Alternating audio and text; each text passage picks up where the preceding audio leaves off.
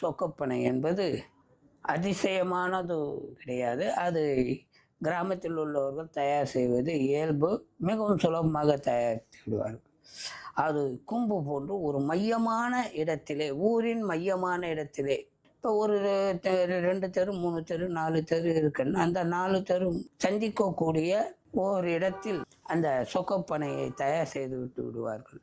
இவர்கள் ஊரை எல்லாம் சுற்றி விட்டு வந்த பிறகு அங்கு ஆடு போன்ற ஒரு மந்தையினை உருவாக்குவார்கள். என்னது ஆடு? ஒன்றும் இல்லை.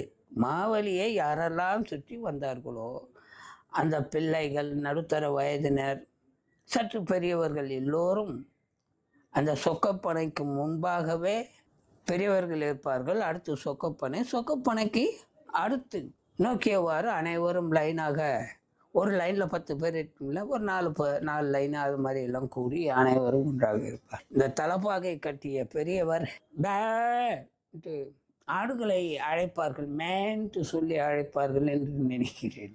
மேன் எல்லோரும் ஓடி வருவார்கள். அங்கே இருக்கக்கூடிய அத்தனை பேரும் ஓடி வருவார். உடனே கையை காட்டி விரட்டுவார்கள். சொக்கப்பனை பிடிப்பதற்காக அந்த ஒரு அழைப்பு.